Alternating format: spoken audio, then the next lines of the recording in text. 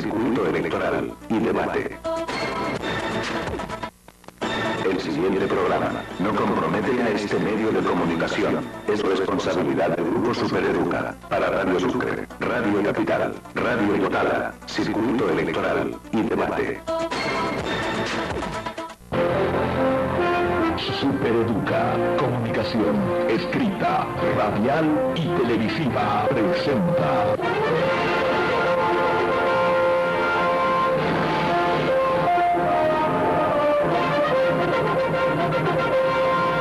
Circuito electoral, los candidatos, las propuestas, las mentiras y las verdades. Circuito electoral, porque usted es lo más importante. Circuito electoral.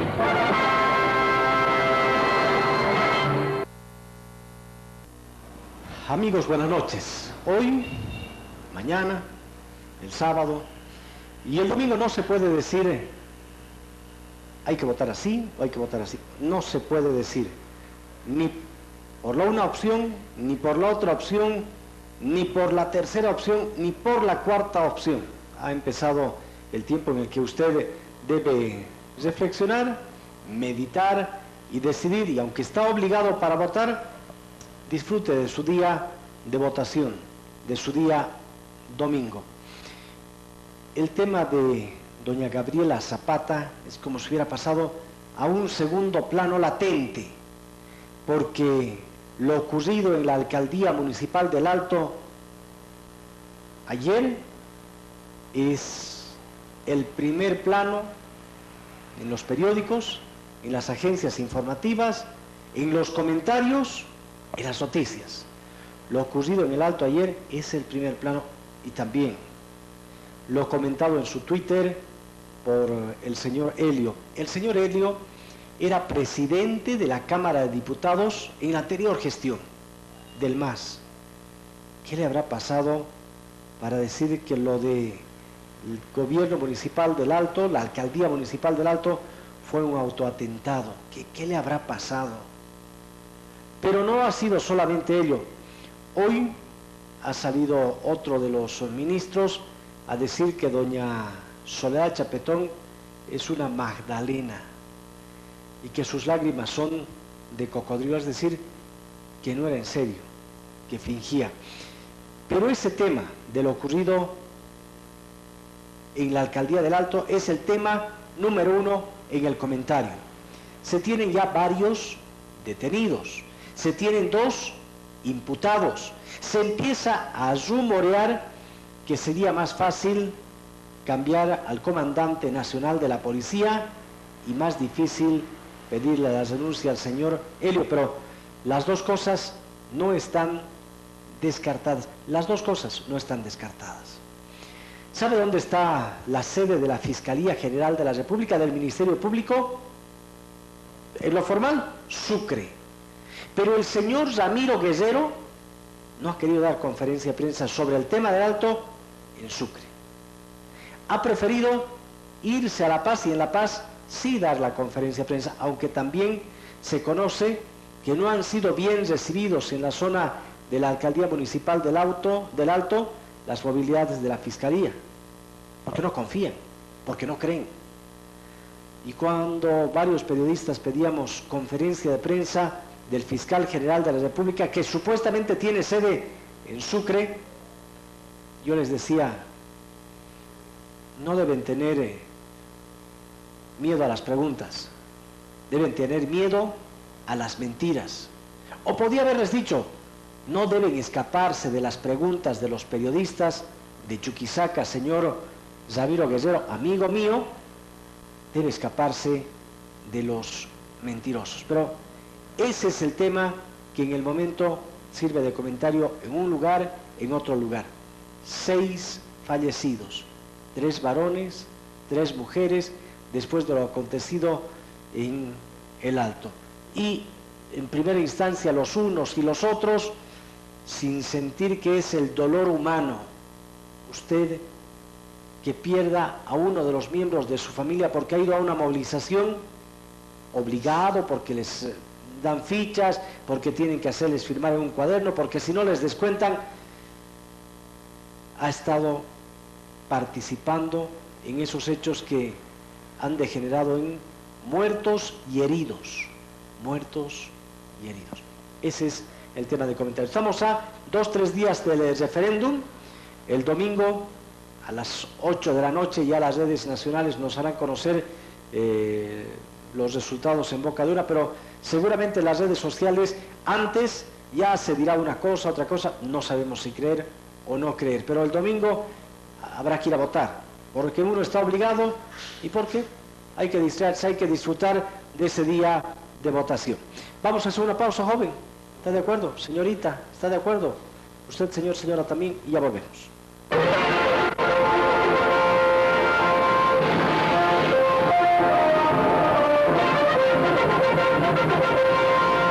Circuito electoral. Al señor Carlos Flores Magne, comunicarse con el Departamento de Comercialización de Radio Capital, 105.7 FM.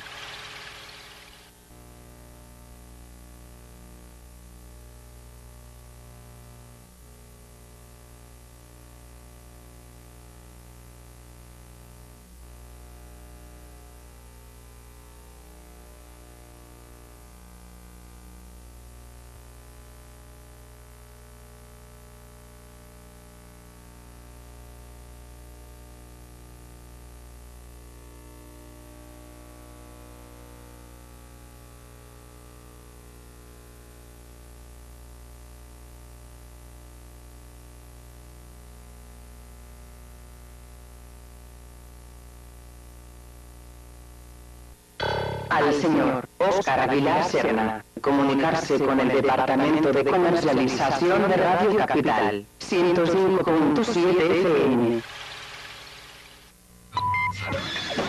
Informate primero, informate mejor. En Capital FM, siempre contigo. Detrás de las noticias están las cámaras, están los micrófonos, están las grabadoras. Detrás de las noticias están los periodistas, están los políticos, están las autoridades. Detrás de las noticias está usted. Detrás de las noticias estamos nosotros. Detrás de las noticias. Con Avima Cuenta Cedro. Detrás de las noticias. A las 5 de la tarde y a la 1 de la mañana. Capital FM. Siempre contigo. Deseamos para ustedes un carnaval sano y sin excesos. Que nuestros hijos e hijas vivan con alegría. Un carnaval seguro. Recuperando el carnaval de antaño con la juventud de siempre. Hagamos juntos en nuestra ciudad el carnaval familiar más hermoso de Bolivia. No permitamos que los excesos dañen nuestras tradiciones. Que reine la alegría y la juventud en este Carnaval Grande de Sucre 2016. Un mensaje del Gobierno Autónomo Municipal de Sucre. Diversión sin excesos. Vamos juntas y juntos a cantar, con buen ritmo y participación. En febrero Bolivia nos dirá, el 21 la gente votará. Democracia intercultural, referendo constitucional. Democracia, directa elección. Órgano Electoral Plurinacional. Democracias en ejercicio. Nacemos y nos apoyamos en sólidas paredes. Crecemos dejando huella en los nuestros. Unimos generaciones y compartimos toda una vida. Estamos contigo en los pequeños y grandes momentos, en los instantes especiales de tu vida. Hacemos realidad juntos un mejor futuro, porque nada es imposible cuando construyes con el mejor cemento de Bolivia. Cemento Fancesa, más de medio siglo creciendo juntos. Fancesa, construye el futuro. Al señor Carlos Flores Magne, comunicarse con el Departamento de Comercialización de Radio Capital, 105.7 FM. .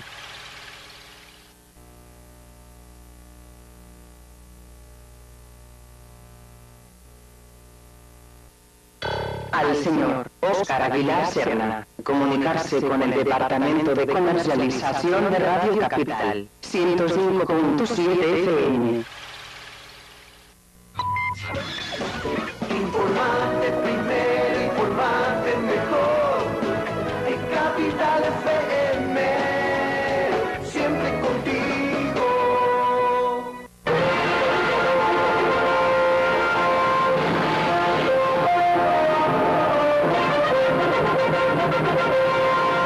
Circuito electoral. Justamente es ahora, si no... Bueno, si fuera delegada de mesa doña Gabriela Montaño, no, doña Gabriela Zapata aquí en Sucre, ¿qué haría usted? ¿Iría a ver?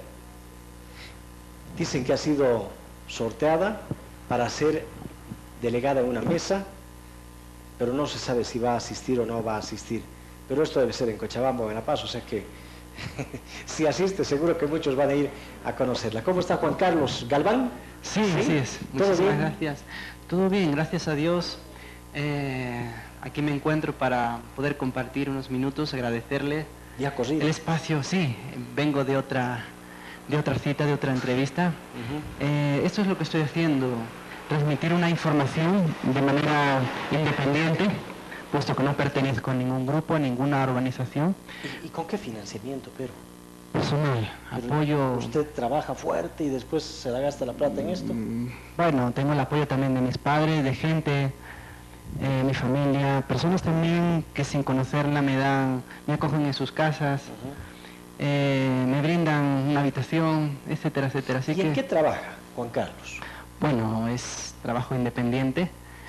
En mi país tenemos, mi familia, un negocio Ya. y bueno, sí, a eso siempre me he dedicado. ¿Pero es un negocio de qué? ¿De autos, compra-venta de No. casas, inmobiliaria? ¿Negocio de qué? No, es algo mucho más humilde, es Como un... para venir viaje a Sudamérica. Es algo más humilde, es un negocio que le decimos de abastos, alimentación. Ah, ya. Eh, Supermercado. no tanto, es pequeñito. Supermercadito. No, es pequeñito es. Y bueno, para no aburrir un poco más ¿Y a la siempre audiencia... viaja, pero? ¿Perdón? ¿Siempre viaja? ¿O es primera vez que sale de España y llega hasta Mm, Sudamérica? No, ya he tenido la oportunidad de venir en otras ocasiones. En otras Estuve, ocasiones. por ejemplo, hace 3 años, fue la primera vez que vine a Bolivia, a La Paz. Ah, ya. Y ahí tuve la oportunidad de hablar a un medio a nivel nacional, Canal 1, y de hecho la entrevista está recogida en YouTube, ¿no? Y bueno, no hay ninguna otra finalidad que la de informar, como decía al principio. Y eso es lo que me motiva, de llevar buenas noticias. Esto no es para creérselo, sino es para ser un poco escéptico. Y está bien serlo, es muy sano. Porque normalmente nos han dicho muchas cosas las religiones, las iglesias. Hemos creído, a veces con el miedo nos han infundido y nos han controlado.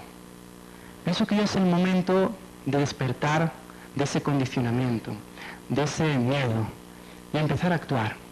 ¿En qué sentido actuar? Bueno, voy a dar una serie de datos que quizás no tengamos mucho más tiempo. Son datos oficiales, que esto no es para creérselo, sino para tomarlo muy en serio.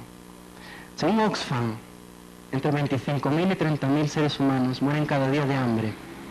En un mundo de abundancia, un mundo que puede alimentar al menos a 12.000 millones de seres humanos, dicen las Naciones Unidas, con el sistema de agricultura actual. Es totalmente evitable, es inaceptable que alguien muera de hambre en este planeta. ¿Cuántos habitantes en el planeta?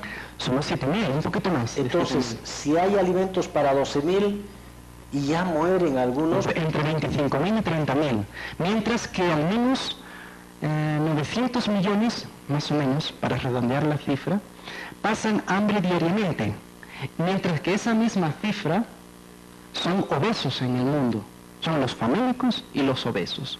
Voy a dar otra cifra. Según Credit Suisse, que es una organización independiente que se dedica a analizar cómo está repartida la riqueza en el mundo, te dice que el 30% de la humanidad más rica controla el 97% de los recursos del mundo. Repito, a lo mejor no se ha escuchado bien. Y no exagero. El 30% de la humanidad más rica controla el 97% de los recursos del mundo. De modo que si sacamos cuenta, que eso quiere decir que el 70% de la humanidad más pobre tiene que conformarse con el 3% de la riqueza. Estas extremas riqueza y pobreza se burlan del mensaje de Cristo hace 2000 años o del mensaje de la igualdad o de la unidad esencial que deberíamos ser la humanidad. Por otra parte, estas extremas pobrezas contienen la semilla, hay que decirlo así, el germen de una futura guerra mundial, porque me imagino que los pobres no esperarán eternamente ningún tipo de limosna. Ahora, hay más... Pero más esos datos. pobres no son los que manejan las armas. ¿Cómo va a haber guerra mundial? Bueno, hoy día creo que cualquier grupo terrorista, y no creo que sea muy difícil de acceder a un armamento nuclear. ¿Es fácil? A ver, cuénteme. Me imagino que podrán acceder a ese armamento, podrán comprarlo que estás en el mercado negro. Pero para eso necesitan plata, ya no son pobres, tienen para comprar armamento. Sí, pero puede ser que estos grupos financiados o que tengan recursos o incluso, me llevo a decir, naciones soberanas que tengan algún tipo de dictador y que tengan esa tecnología o la estén produciendo o tengan el petróleo. Así que estamos en una situación muy, muy delicada. También nos dice la revista Forbes que las 62 personas más ricas de este planeta tienen la misma riqueza que las 3.500 millones de personas más pobres. Las 62 personas más ricas tienen lo mismo que la humanidad más pobre. ¿Es malo ser rico? ¿Es malo ser trabajador? No, para nada. Y tener riqueza? Entonces, ¿los estigmatizamos a los ricos y No. a los flojos? No hay que estigmatizar a nadie, no hay que juzgar, pero creo que también hay que analizar el problema mucho más profundamente. ¿Por qué hay esas extremas diferencias? ¿Por qué hay personas que se mueren de hambre en un mundo de abundancia? Esto no es una respuesta clara de los flojos y los malos o los flojos y los pobres, los ricos y los trabajadores. Creo que las personas trabajadoras o humildes viven en lugares pobres que simplemente por vivir en un lugar pobre no pueden progresar, no pueden desarrollarse. El estigma es haber nacido a lo mejor en una nación que tiene que pagar una deuda externa a una institución financiera que no permite que ese país pueda desarrollarse. Haber tenido la mala suerte de nacer en un lugar de pobres. Desgraciadamente es así. Y hay que decirlo. Las 62 personas más ricas de este planeta tienen esa riqueza. Ahora, si este problema no fuera suficiente como para ver el final trágico de esta humanidad, tenemos el cambio climático. El cambio climático es algo que nos tiene que hacer reaccionar si es que el hambre no lo está haciendo. ¿Por qué? Nos dicen en las Naciones Unidas los expertos, porque en realidad no sabemos el tiempo que tenemos, nadie lo puede decir con exactitud, pero más o menos se prevé que tenemos 20, 30, 40 o 50 años para hacer el cambio tecnológico a nivel mundial. Estamos a punto de llegar a esos 2 grados centígrados, más que en la era preindustrial, en la cual se cerraría la ventana de la oportunidad, o ya sería muy difícil de parar ese cambio climático. Y ese cambio climático ya lo estamos viendo acá en Bolivia, en los glaciares andinos. Esto es un asunto a tenerlo muy en cuenta, a tomarlo muy en serio. Han desaparecido, desde los años 70, no exagero, entre el 30 y el 50% de los glaciares. Creo que hay uno que se llama Chacalcaya, o algo así, donde es la estación de esquí más alta del mundo. Ha desaparecido casi en su totalidad. Pero vamos a reflexionar y vamos a decir, este cambio climático nos va a traer más pobreza, pero a los que son pobres, porque los que producen este cambio climático son los más ricos con la industrialización. De momento. ¿Y cómo los vamos a parar a ellos?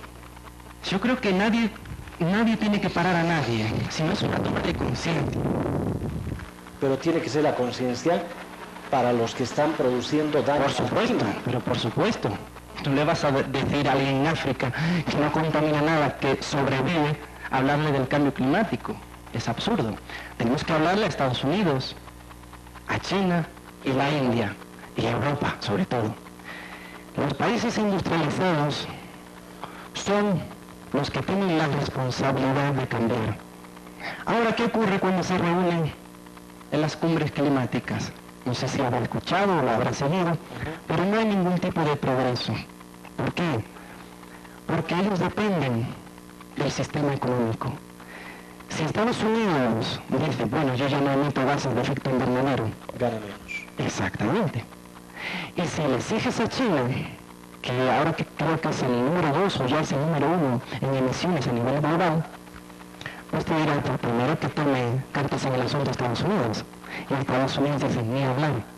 No tenemos una crisis tan grande como ahora, como para empezar a retocarme la economía o la industria. No, para nada. Entonces nadie hace nada. Y es un tema que si nadie hace nada va a acabar con nosotros. ¿Y cuál es la propuesta de solución? Ahora, nosotros, este sistema económico es inviable, es insostenible. Podríamos decir, sí, es que ahora nos va bien, ya hay menos hambre, hay menos pobreza, estamos haciendo algunos adelantos, pero ¿a costa de qué? A costa del planeta. La huella ecológica dice... Pero eso lo saben los países ricos. Claro que lo saben, pero nadie hace nada. Pero no solamente el país rico, sino a veces nosotros mismos. No tomamos conciencia en problemas sencillos. O sea, el problema no es tanto en que el político sea el malo y el resto el bueno. Le voy a dar un dato antes que se me olvide. A cuestión de los recursos económicos. Estamos viviendo ahora utilizando lo relativo a 1,5 planetas. O sea que la humanidad en su conjunto, entre ricos y pobres, consumimos un 50% más de lo que este planeta puede darnos. Para el año 2030 ya serán necesarios 2 planetas para satisfacer las necesidades de todos los seres humanos. Y otro dato, si todo el mundo aspiráramos y lo consiguiéramos a vivir como se vive en Estados Unidos, como un estadounidense medio, los 7.000 millones de seres humanos que somos, ¿sabe cuántos planetas harían falta? Entre 4 y 5. De modo que tenemos que vivir en el primer mundo, tienen que empezar a vivir de una manera más sencilla, en donde las provisiones o el sustento no exceda lo que este planeta puede darnos. Pero ¿quién va a poner esas reglas? ¿Quién las va a normar? ¿Quién va a controlar? A ver, pienso que la humanidad es una opinión personal, ¿de acuerdo? La humanidad no reacciona con el hambre. 25.000, 30.000 mueren cada día de hambre, ya lo damos como algo normal. Le voy a dar otro dato que estoy casi seguro que nadie lo sabe, y es escalofriante. Lo podemos ver por internet, y es un dato de las Naciones Unidas. Y no exagero. Desde el año 2010 al 2012, murieron en Etiopía, Somalia, 264.000 personas por una hambruna. ¿Alguien se enteró de algo? Algunos me han dicho, bueno, pero si en África es normal que se mueran de hambre. Dios mío, es para echarse las manos a la cabeza.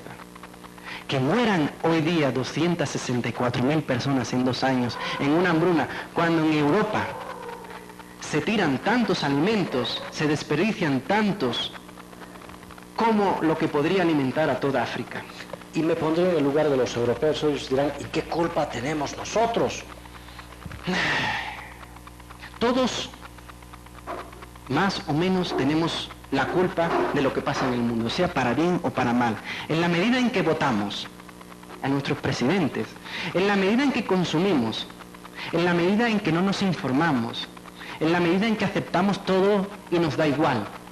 Tenemos una pequeñita, mucha, de acuerdo al estatus, a la posición política y económica de cada uno, tendrá más o menos culpa. Por ejemplo, cuando compras una gran zapatilla de marca, sin decirla, estás fomentando, quizás lo sepas o no, la esclavitud en la India. Hay niños, se sabe que hay niños produciendo en los telares de manera esclavizadas, ¿verdad? Y hay muchas organizaciones que dan la voz de alarma. Y en Europa hay muchas cadenas de televisión que informan de este acontecimiento. De modo que no es tan ignorante el pueblo europeo, para nada. Es un pueblo culto que se informa, que tiene acceso a Internet, que tiene bastante tiempo libre, etcétera, etcétera. De modo que creo yo que al final, es mi opinión personal nuevamente, el sistema económico, para que reaccionemos a tiempo, el sistema económico creo que debe de caer. Cayó en el 2008, le dije en la otra ocasión, en el 2009, pero se salvó el sistema financiero. ¿Sabe con cuánto dinero? 4,5 billones de dólares, dice un economista español que ha seguido todo este proceso. 4,5 billones, o sea, 12 ceros. Anteriormente a la crisis económica no había dinero nada para el SIDA o para la malaria, la vacuna aquí, una vacuna allá. No había dinero por ninguna parte.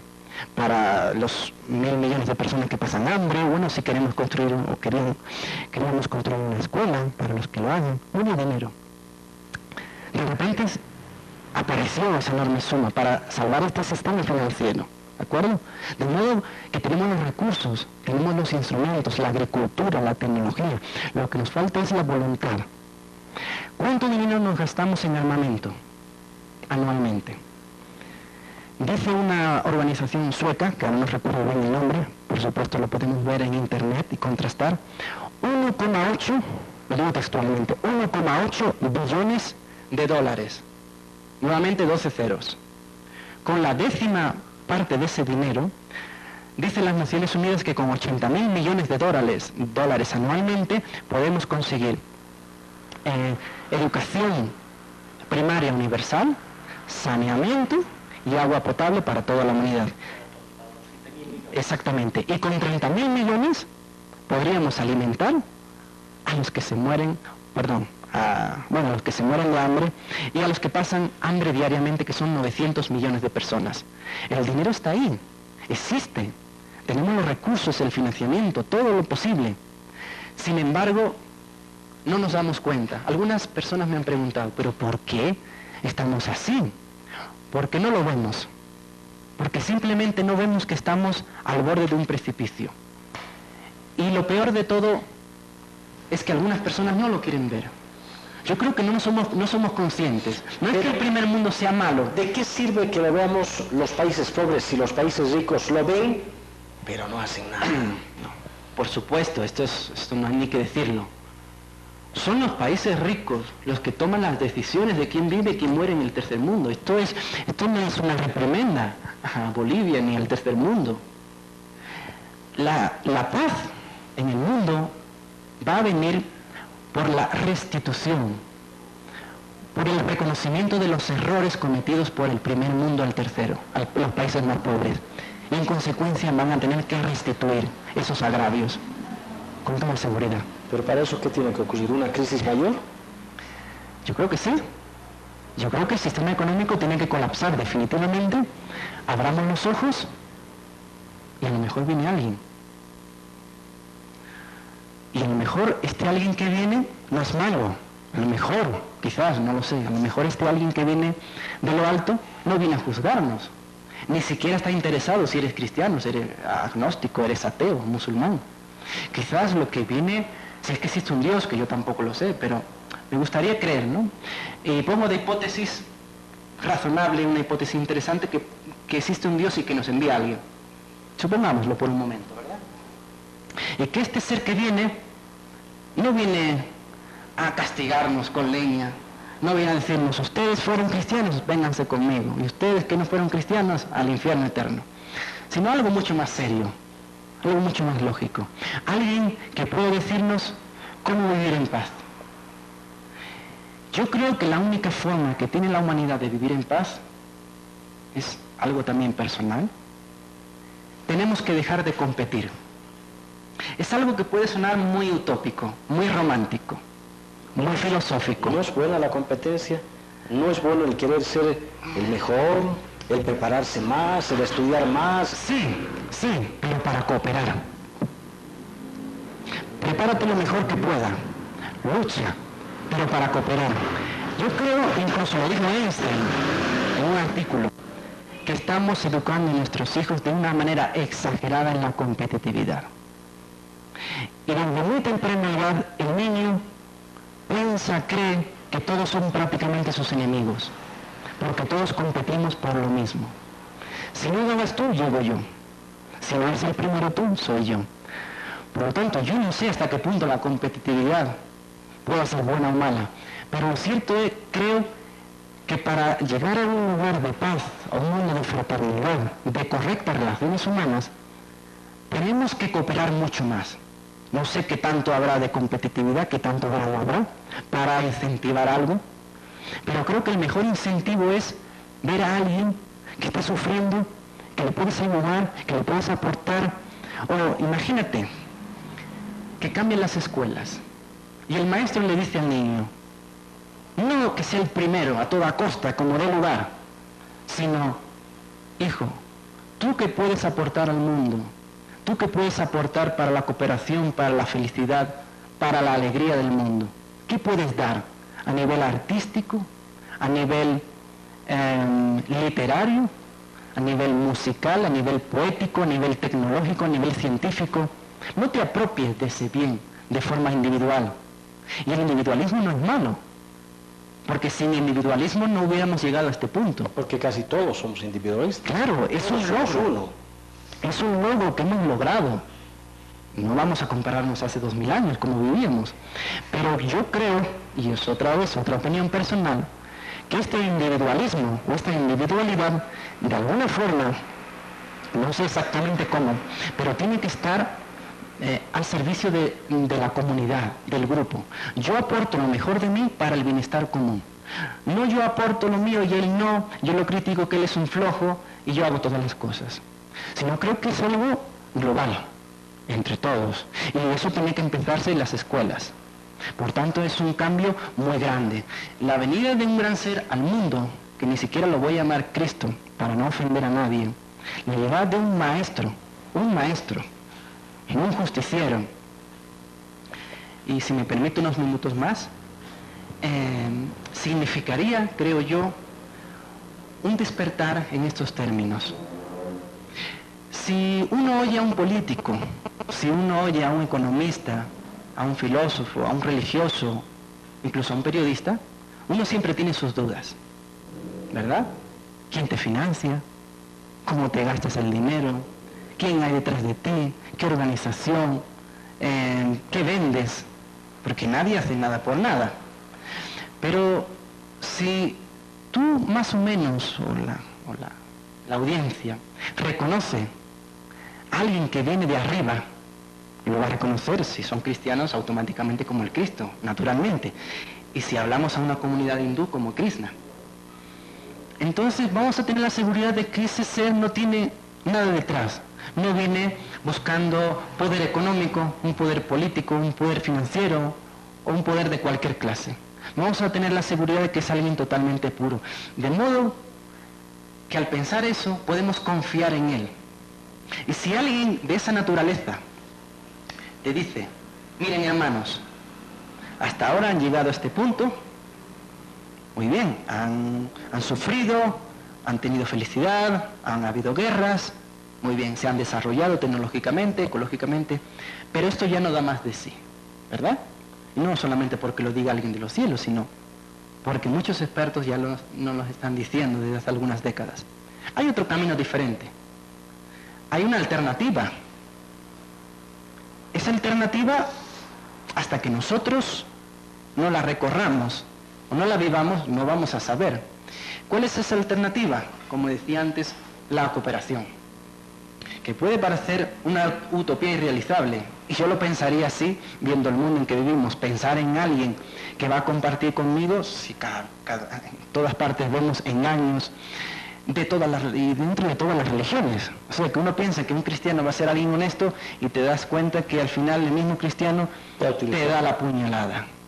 Ya no digamos de otra religión. Por lo tanto, todo el mundo desconfía de todo el mundo.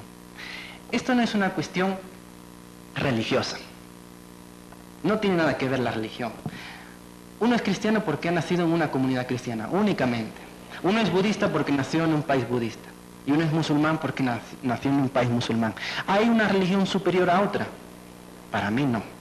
Cuando uno lee de forma independiente, no los rituales, no el acercamiento, sino la esencia moral de cada una de ellas, es la misma. Le voy a decir cuál. Trata a tu prójimo como te gustaría que te traten a ti. Le llaman la regla de oro. Y lo dijo Jesús, lo dijo Confucio, lo dijo Mahoma, lo dijo Zoroastro, Buda, Krishna. Imagino que en esta parte del mundo, antes de la llegada de los españoles, por supuesto, también tendría eso como una máxima. No hagas a los demás aquello que a ti no te gusta que hagan contigo. De modo que no hay superioridad religiosa. Para mí, todas emanan de una misma fuente espiritual, si es que la hay. Y todas las culturas del mundo, es un fenómeno curioso, hablan de la llegada de un gran ser. Eso está recogido en todas las escrituras. Eso es lo que, desde que yo tengo uso de razón, decían, va a llegar a alguien, será el Hijo de Dios. Eso es como el cuento del lobo, ¿sí? Y al final llega una de lo que decían a mis abuelitos, a mis bisabuelos. Sí. ¿No dice la Biblia? Sí, esa pregunta me han hecho. Pero ¿por qué ahora? Si siempre escuchamos esa misma historia, ¿no? Que el lobo viene. En este caso no es un lobo, ¿no? Es un ser espiritual con lo mejor del mundo. ¿Por qué creerlo ahora? Como le decía antes, que no hay mucho más tiempo para reaccionar.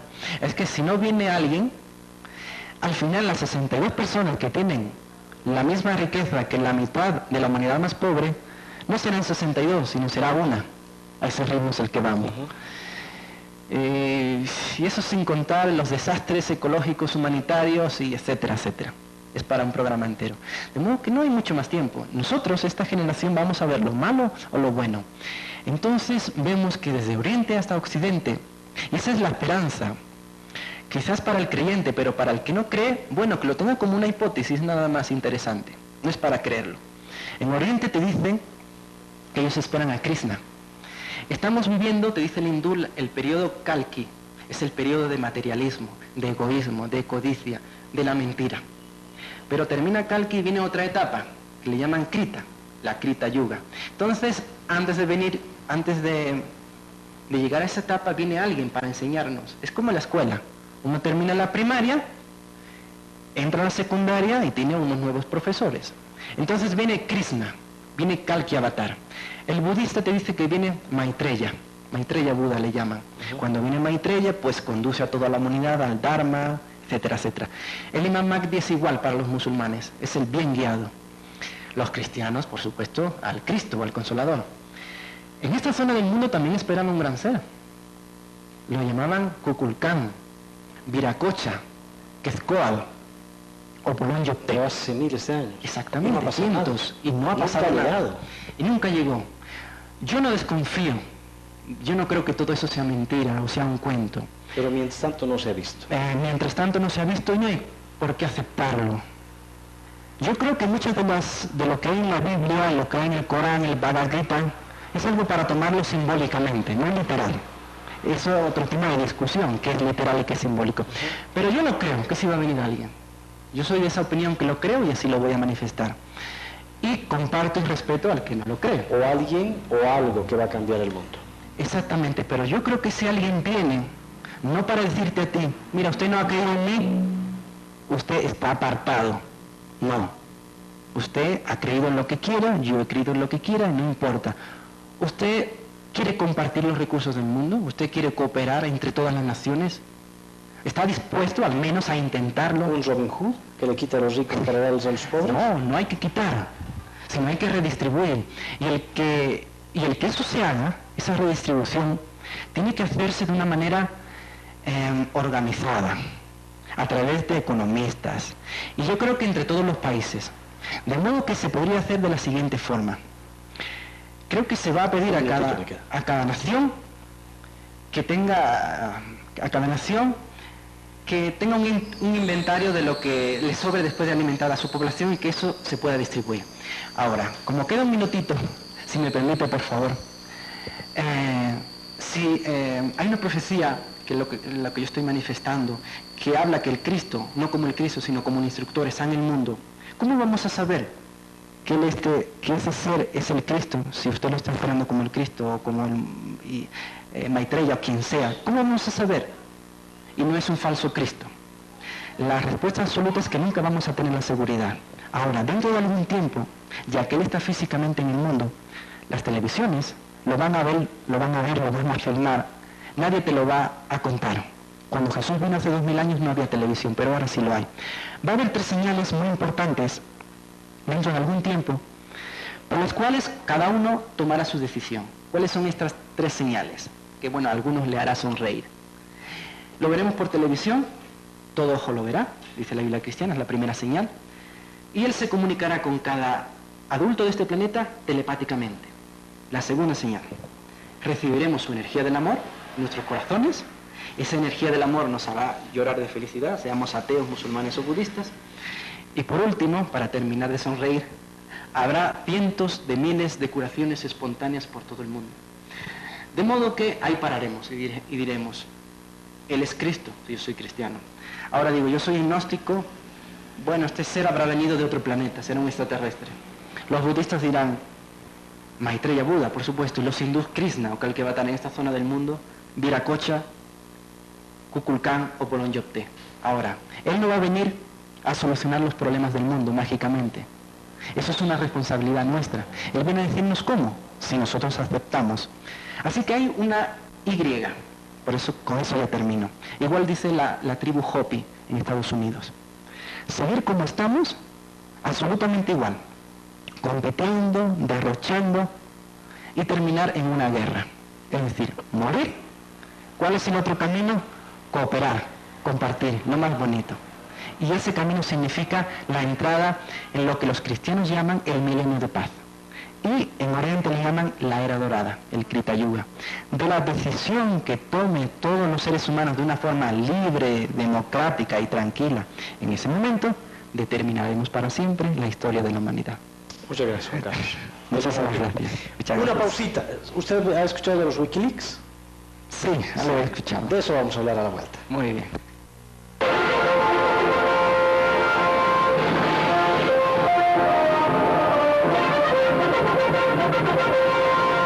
Circuito electoral.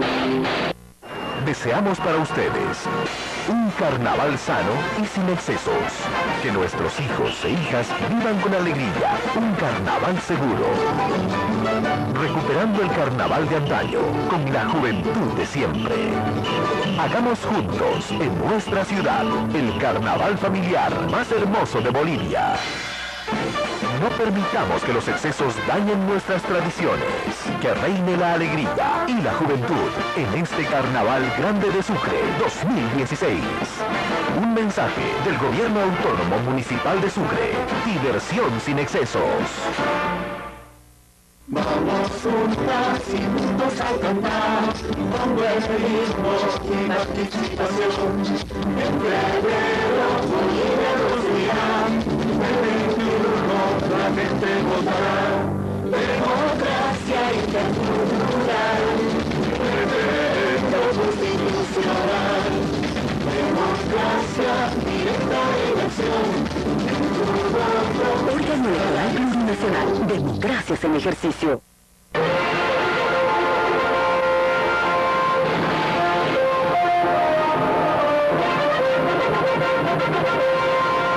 Circuito electoral. Tú me avisas cuándo. Ya empezamos, ya estamos empezando. ¿Cómo estás, Eirik? Mucho Eirik, gusto. ¿está bien? Todo bien, sí. A ver, tú dime tu correcto. nombre correcto. Eirik. Eirik. Sí. Tú has hecho un estudio, entraremos al tema porque no nos queda mucho tiempo, de los Wikileaks. Correcto. ¿Cómo así? ¿Por qué te ha dado ganas de estudiar a los Wikileaks? ¿O te han pagado una consultoría? ¿Cómo ha sido? Lo interesante de los documentos Wikileaks es que son documentos escritos por los funcionarios de los Estados Unidos en las embajadas en todas partes del mundo. Siendo Estados Unidos un país que se ha autoatribuido la autoridad de ser, digamos, líder mundial, como ellos mismos lo dicen, pienso que como investigador es fascinante tener acceso a esos documentos que han sido secretos durante décadas y ahora por fin tenemos acceso a ver cómo es que realmente funciona desde adentro esa gran maquinaria que es la diplomacia de los Estados Unidos, más de 70.000 funcionarios con el poderío diplomático, el poderío económico, respaldado por el poderío militar más grande que haya conocido la historia de la humanidad, conocer desde adentro la lógica, las motivaciones, la metodología y las estrategias que tiene esa maquinaria de los Estados Unidos de influenciar y digamos, proteger y promover sus intereses en el mundo. Los Wikileaks han demostrado cómo Estados Unidos intervenía en otros países. Correcto. Se metían en la vida de los gobiernos y de los gobernantes. ¿Y eso será malo? No todos querrán hacer eso. Si nosotros pudiéramos saber qué hacen en Brasil, qué hacen en Chile, ¿no lo haríamos? Eso es un buen punto de vista.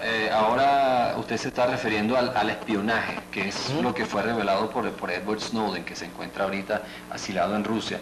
Los documentos Wikileaks revelan muchísimas cosas más. O sea, aquí se trata de, por ejemplo, le puedo dar un ejemplo de Bolivia, en que estamos ahorita, de cómo Estados Unidos ha financiado a grupos políticos con millones de dólares y al mismo tiempo, como ellos mismos confiesan en esos documentos, estaban conscientes de que estos grupos estaban planificando ataques y acciones terroristas en Bolivia. Y aun siendo así, Estados Unidos no han informado, no ha denunciado, no ha dejado de apoyar políticamente a esa fuerza.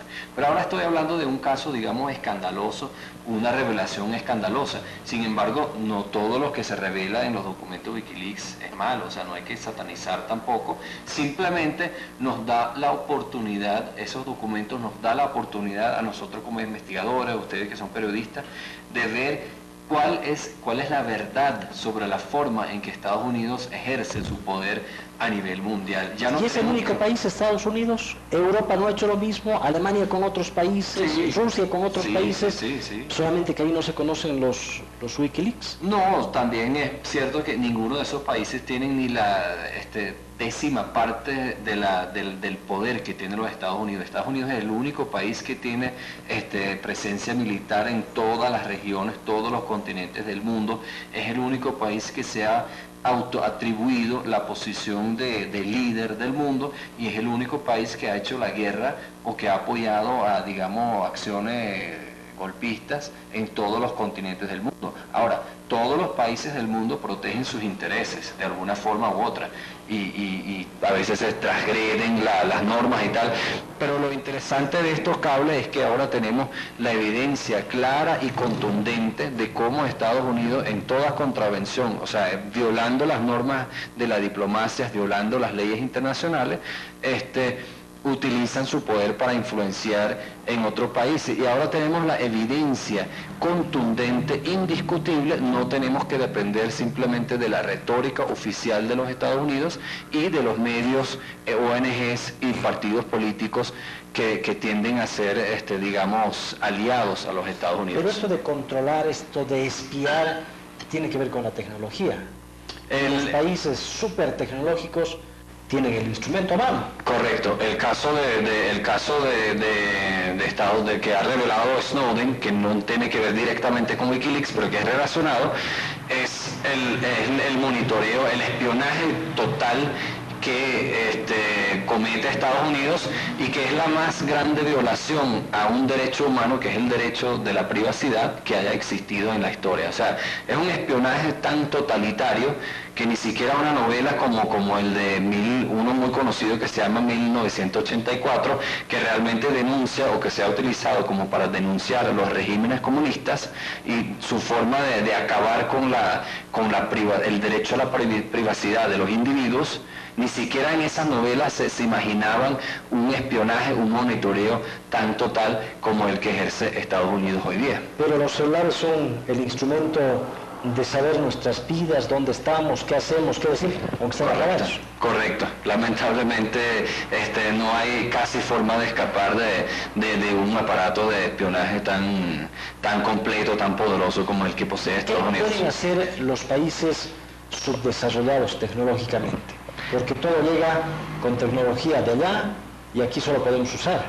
Es verdad, yo no poseo la receta de cómo protegerse contra un poder de espionaje tan grande, tan total como el que tiene Estados Unidos. Lo que sí pienso es importante, y eso no solamente es el caso del espionaje, sino que también es el caso de las revelaciones de Wikileaks, de intromisión, de apoyo a grupos terroristas, como ha sido el caso aquí en Bolivia, apoyo a grupos que actúan en contra de la democracia. Mi única respuesta a esa es que hacer accesible esa información. Yo pienso que eso no debería ser un asunto de derecha, izquierda, un asunto de estar a favor o en contra del gobierno. Pienso que toda la población boliviana y toda la población mundial, independientemente de su inclinación política, tiene el derecho a conocer la forma en que el poder mundial más grande de la historia ejerce su poder, muchas veces en contra de la democracia y muchas veces en contra de las leyes de la convivencia internacional, como ha sido el caso y como probablemente sigue siendo el caso de la intromisión de los Estados Unidos aquí en Bolivia. En un momento los Wikileaks han sido el tema de comentario en todo el mundo. Después se ha ido apagando, ahora nos hemos olvidado, tendrás mejor tecnología y siguen en lo mismo. Vamos a volver a poner en primer plano el tema de los Wikileaks. ¿Qué debemos hacer? El asunto de Wikileaks es que no solamente hay que investigar los casos singulares escandalosos que son típicos de los titulares, sino que también nos da la oportunidad a los investigadores y los periodistas de investigar cualquier evento que ocurra en el mundo de hoy. No hay prácticamente un evento mundial del día de hoy donde no haya una información en Wikileaks que nos ayude a comprender el contexto, que nos ayude a comprender el contexto histórico, el contexto geográfico del asunto. Entonces es un instrumento maravilloso, el instrumento más grande que haya existido en la historia de comprender la política mundial, la geopolítica mundial. Tuve el privilegio de entrevistar al fundador de Wikileaks, Julian Assange, que se encuentra bajo una feroz persecución por parte de Estados Unidos por haber revelado estas verdades. Y él dijo que él se hizo referencia a los más de 250.000 documentos confidenciales de las embajadas estadounidenses, y le puso un nombre que me pareció muy interesante. Le dijo que es una enciclopedia geopolítica. O sea, allí hay información de todos los países del mundo, de todos los conflictos de interés, los brotes de violencia, guerras, se revela de todo. Entonces es una herramienta maravillosa que debemos y que ver como un gran privilegio para comprender mejor el mundo de hoy, más allá de las revelaciones singulares. ¿Hay alguna página, algo en la que podemos averiguar? Sí, que es lo mejor de todo. La gente de Wikileaks nos ha hecho el favor de hacer su página como si fuera prácticamente un Google, de muy fácil acceso. Simplemente es cuestión de meter un país, un líder político, un evento en búsqueda en Wikileaks, y salen todos los documentos donde está mencionado ese fenómeno. Wikileaks.org. Pero en un momento también han sido perseguidas las páginas de los Sí, han sido perseguidos también. Fíjese que el presunto filtrador de esos 250.000 documentos, el soldado Manning, de una parte, ¿no? Sí, no, de todos esos documentos tengo entendido que lo filtró él, o que por lo menos presuntamente lo filtró él. Y se encuentra preso en Estados Unidos, ha sido víctima de lo que la ONU llamó trato cruel e inhumano, y fue condenado a 35 años de prisión, que es mucho más que varios asesinos. O sea, imagínense, y muchísimo más. Todos los que han sido revelados, los funcionarios estadounidenses que han sido revelados por crímenes de guerra, casos de tortura, corrupción, etcétera, etcétera, no hay ninguno preso. Pero la persona que reveló la verdad sobre eso, ha sido castigada de peor manera que un asesino. Eso nos da a entender también que eso de que Estados Unidos, como protector de la libertad de expresión, es un asunto un poco más complejo de lo que... Ahora, con todos los poderosos que son, ¿no podrán intervenir estas páginas? O sea, lo han prohibido su uso, pero no han prohibido la página. ¿En castellano puede ver? Lamentablemente tengo entendido que la página por hoy solamente existe en inglés. En inglés, sí. En inglés. La buena noticia es que estoy trabajando yo ahora con un proyecto de libro, que creo que va a terminar siendo un libro, sobre los documentos Wikileaks y lo que dicen sobre Bolivia. Ah, qué interesante. En español. ¿Cuándo va a salir eso? Con el favor de Dios sería hacia el otoño, agosto, septiembre, por ahí, antes de Navidad. Entonces nos avisa. Claro que sí, muchas gracias. Claro, ha sido un placer. Bien, amigos. Supereduca, comunicación, escrita, radial y televisiva, presentó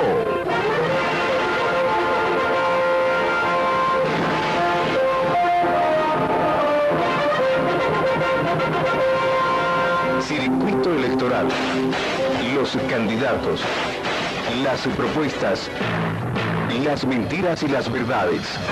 Circuito Electoral, porque usted es lo más importante. Circuito Electoral.